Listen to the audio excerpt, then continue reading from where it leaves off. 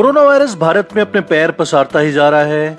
रविवार सुबह स्वास्थ्य मंत्रालय द्वारा जारी आंकड़ों के अनुसार पिछले 24 घंटों में रिकॉर्ड 24,850 नए मामले सामने आए हैं और 613 लोगों की मौत हुई है। इसके बाद देश भर में कोरोना पॉजिटिव मामलों की कुल संख्या 6,73,165 हो गई है, जिनमें से 2,44,814 सक्रिय मामले हैं। 4,09,083 लोग ठीक हो चुके हैं या उन्हें अस्पताल से छुट्टी दे दी गई है।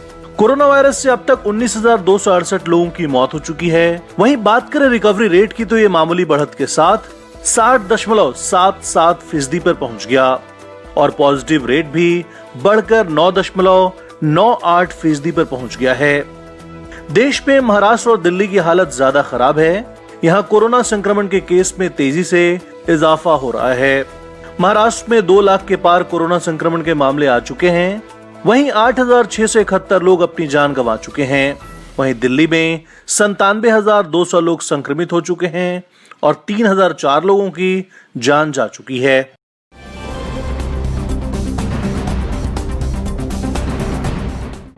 दिल्ली में दुनिया का सबसे बड़ा कोविड केयर सेंटर बनकर तैयार हो गया है और वो भी मात्र 96 घंटों में। इस सेंटर में 10,000 बेड की क्षमता है, लेकिन फिलहाल इसे 2,000 बेड की सुविधा के साथ शुरू कर दिया गया है, जिसके संचालन का जिम्मा इंडो तिब्बतन सीमा पुलिस यानी कि ITBP को दिया गया है। दिल्ली के उपराज्यपाल अनिल बैजल रविवार सुबह छतरपुर स्थित राधा स्वामी सत्संग व्यास बेस पहुंचे और Sardar Patel Covid care centre में सभी तैयारियों का जायजा लिया। इस दौरान ITBP के DG SS देसवाल भी उनके साथ थे। Sardar Patel Covid care centre में 10% बेड्स में ऑक्सीजन की सुविधा भी उपलब्ध है। यहाँ भर्ती होने से लेकर डिस्चार्ज होने तक की पूरी प्रक्रिया इलेक्ट्रॉनिक है। ITBP ने रिकॉर्ड समय में अपने मेडिकल टीमों को यहाँ तैनात कर दिया है। अब दिल्ली सरकार को उम्मीद है कि इस कोविड केयर सेंटर की शुरुआत के बाद मरीजों को बेहतर इलाज की सुविधा मिल सकेगी।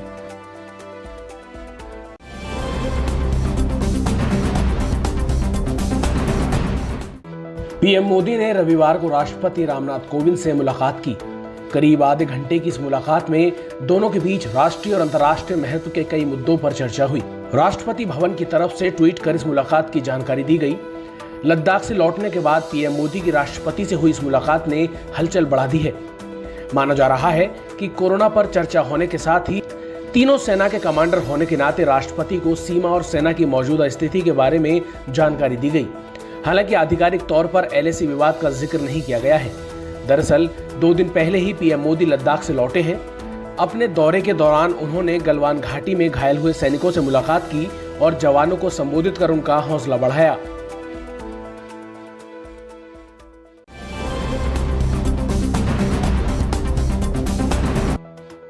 LAC पर तनाव के बीच भारतीय वायुसेना ने अपनी तैयारियों में तेजी लाना शुरू कर दिया है।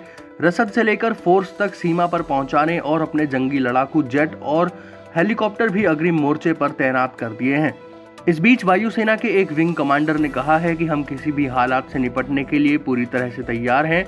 वहीं एक फ्लाइट लेफ्टिनेंट ने बताया कि हम सभी आपात स्थितियों से निपटने में सक्षम हैं। चिनूक हेलीकॉप्टर और Mi-17 V5 सेना की अग्रिम चौकियों के लिए रोज उड़ान भरते हैं ताकि जरूरतों में कोई कमी ना हो।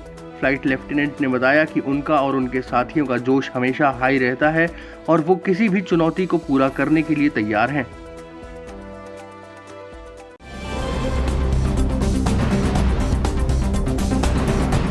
उसको जानकारी कैसे हुई कि पुलिस आने वाली है उसके पास? उसके पास फोन आया था।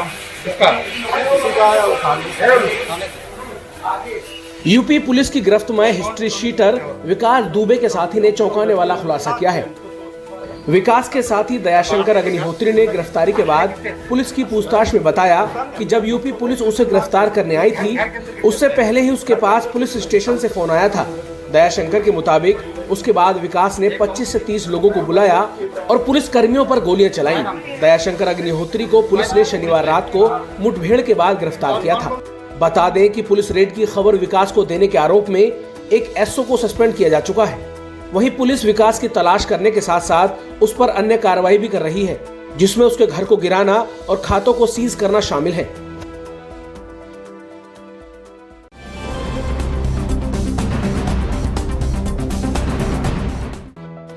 पश्चिम बंगाल में बांकुरा से टीएमसी सांसद कल्याण बनर्जी ने वित्त मंत्री निर्मला सीतारमण की तुलना काली नागिन से की है।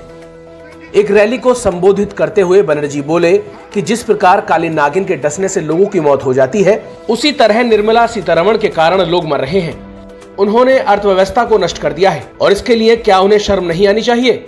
आपने अर्थव्यवस्था बर्बाद कर दी है और आप अब भी कुर्सी पर बैठी हैं। सीतारमण, आपको अपने पद से इस्तीफा दे देना चाहिए। वह सबसे खराब वित्त मंत्री हैं। बनर्जी के इस बयान के बाद बीजेपी नेता राहुल सिन्हा ने उनके खिलाफ एफआईआर दर्ज कराई है।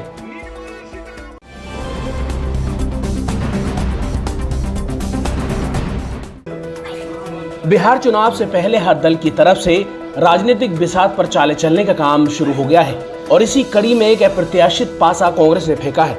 कांग्रेस के बिहार प्रभारी शक्ति सिंह गोहिल ने कहा कि अगर रामविलास पासवान की एलजेपी महागठबंधन में शामिल होना चाहे तो वो अपने सहयोगी दलों के साथ इस पर विचार कर सकते हैं। साथ ही गोहिल ने कहा कि महागठबंधन की तरफ से सीएम के चेहरे को लेकर फैसला राजनीतिक फायदे को ध्यान में रखकर लिया जाएगा। कांग्रेस ने दांव इसलिए चला है क्योंकि कई मौकों पर ऐसा देखा गया है कि पासवान एनडीए गठबंधन में असहज महसूस कर रहे हैं और हाल फिलहाल में दिए गए पार्टी के कई बयान भी गठबंधन की राय से अलग थे।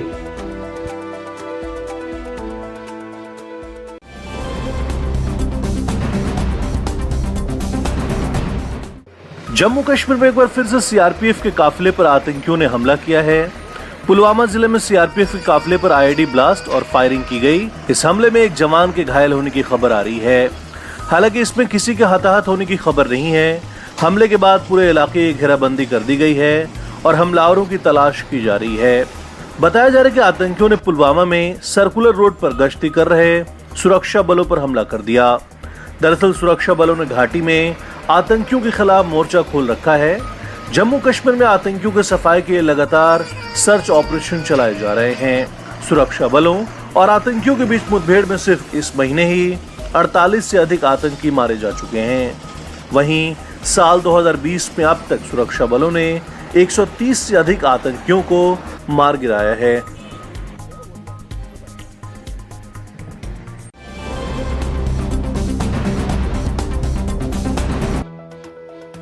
कोरोना काल में बारिश ने महाराष्ट्र की मुश्किलें बढ़ा दी हैं।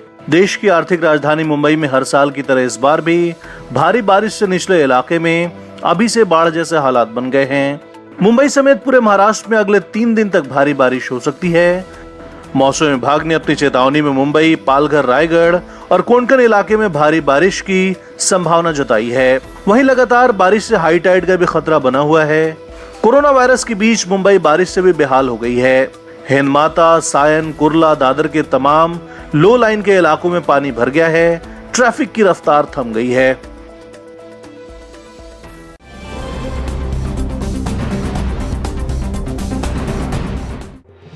चीन का समर्थन कर पाकिस्तान के पीएम इमरान खान को अपने ही देश में आलोचनाओं का सामना करना पड़ रहा है। विदेश विभाग ने इमरान खान को चेतावनी दी है कि अगर पाकिस्तान चीन का समर्थन करना नहीं छोड़ता है तो उसे वैश्विक स्तर पर अलगाव का सामना करना पड़ेगा। न्यूज एजेंसी एएनआई के मुताबिक विदेश विभाग ने कहा कि भारत से टेंशन और कोरोना संकट के कारण अंतर्राष्ट्रीय स्तर पर चीन पर सवाल उठ रहे हैं और उसे ग्लोबल स्तर पर अलग थलग करने की कोशिश हो रही है। ऐसे में पाकिस्तान को चीन के साथ अपनी नीतियों की समीक्षा करनी चाहिए, नहीं तो वैश्विक स्तर पर उसे भी किनारा कर दिया जाएगा।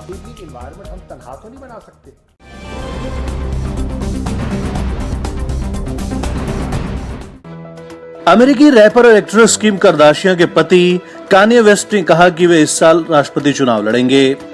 कान्ये वेस्ट के इस ऐलान से अमेरिकी राष्ट्रपति चुनाव के बेहद दिलचस्प होने के आसार बढ़ गए हैं। अगर कान्ये वेस्ट राष्ट्रपति चुनाव लड़ते हैं तो उनका मुकाबला वर्तमान राष्ट्रपति डोनाल्ड ट्रंप और डेमोक्रेटिक पार्टी के उम्मीदवार जो बाइडेन से होगा। वेस्ट ने सोशल मीडिया पर एक ट्वीट के जरिए घोषणा की है कि वो अमेरिका में होने जा रहे राष्ट्रपति चुनाव लड़ने जा रहे हैं। उन्होंने ट्वीट कर कहा कि भगवान पर विश्वास रखते हुए हमें अब अमेरिका के उस वादे को समझना चाहिए, एक विजन के साथ देश के भविष्य के बारे में सोचना चाहिए। उन्होंने कहा कि वो अमेरिका का राष्ट्रपति चुनाव लड़ने जा रहे हैं। कान्ये वेस्ट ने 2015 में ही अमेरिका का राष्ट्रपति बनने की इच्छा जाहिर की थी। उन्होंने कहा था कि एक वक्त ऐसा आएगा जब मैं यूएस का राष्ट्रपति बनूंगा। बता दें कि टेस्ला के मालिक एलोन मस्क ने कान्हे का समर्थन किया है।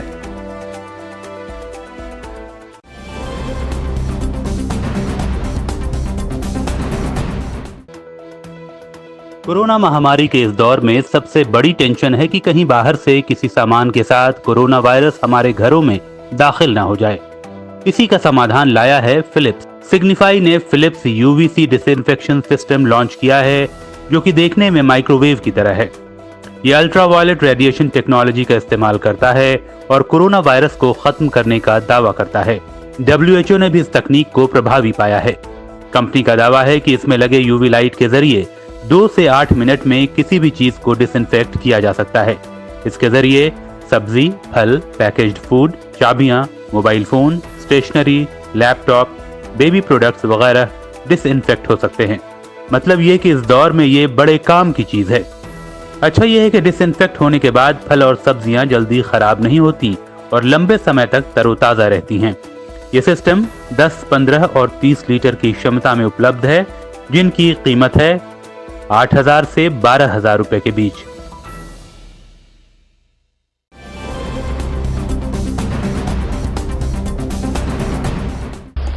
हर हर महादेव के जय घोष और मंत्रोच्चार के बीच श्री अमरनाथ की पवित्र गुफा में बाबा बर्फानी के पहले दर्शन के लिए तैयार हो जाइए।